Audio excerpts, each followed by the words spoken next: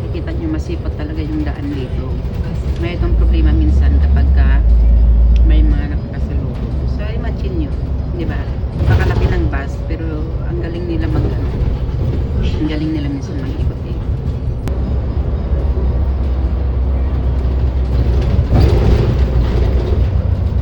So thank you at medyo mabilis ang driver ngayon. Unlike nung mga last week na encounter ko na napakabagal ng driver. Ay, thank you. At ito na sakyan kaya papuntang Cernosi. Mabilis lang. At yung driver na to ay mabilis siya. Ibang driver napakabagal. So makita ko ngayon sana 10 minutes nandoon na ako para mabutan ko yung train. 11:30 papuntang Monaco kasi may sakit ang aking alaga. Kailangan kong pumunta maaga. So late na sila nag-inform sa akin kaya dapat kanina mga alas 8 nandoon ako 9.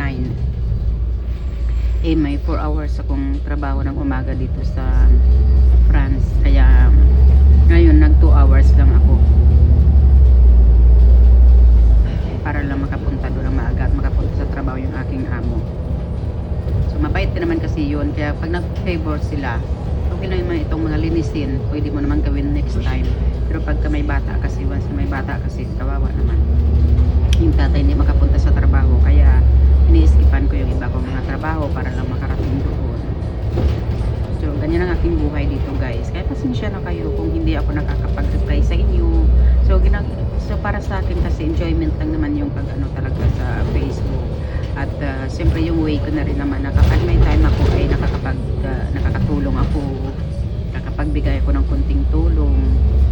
So pasensya na kaya lagi ko naman sinasabi sa live ko pasensya na kasi hindi talaga ako makakapag-resbakan sa inyo unlike nung mga iba na talagang may oras sila lalo na yung nasa Pinas may oras silang magpag-resbakan. So hindi ako nakikipag talaga sa ibang mga founders talaga kasi talagang alam ko sa sarili ko na wala akong oras talaga makipag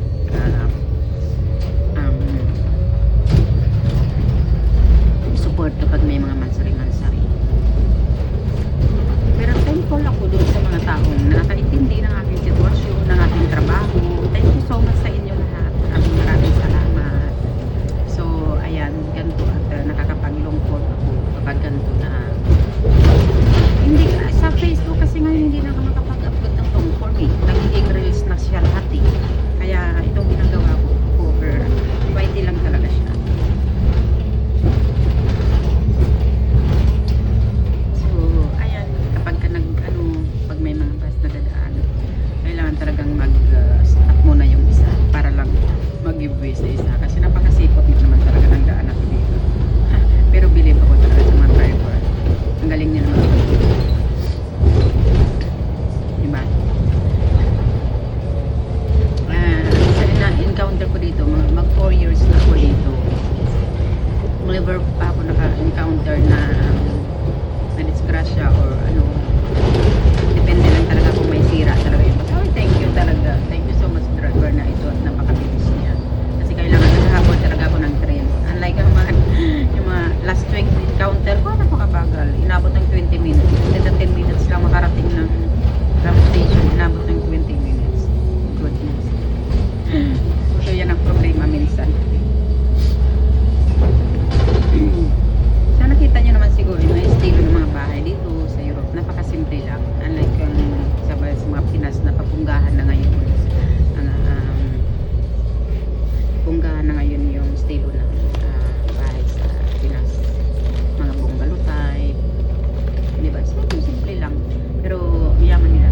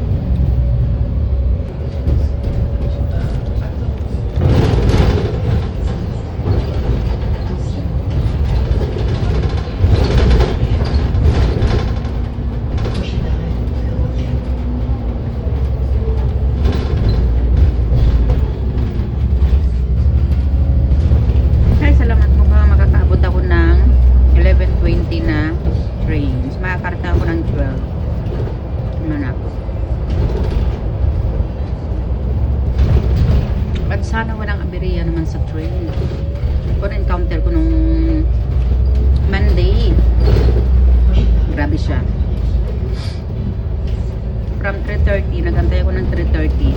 Yung pala may na-aksidente sa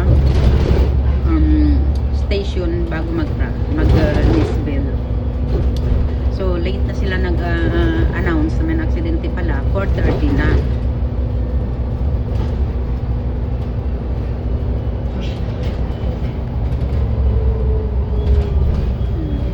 So, kaya talagang inano ko sa mga amo ko na i-garder rin nilang mga bata.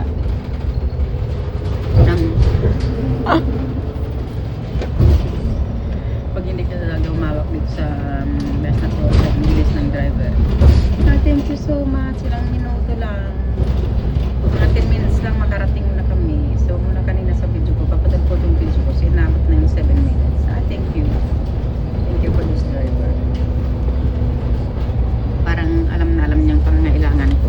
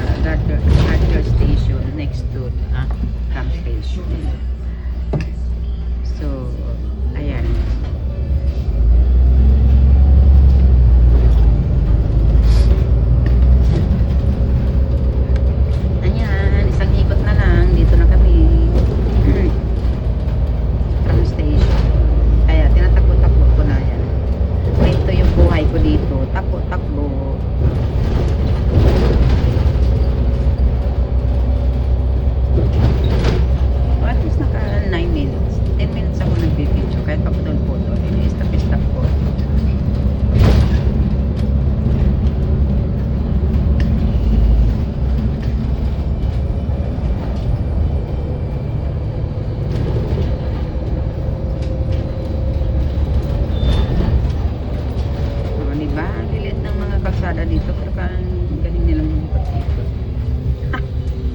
Ikot talaga.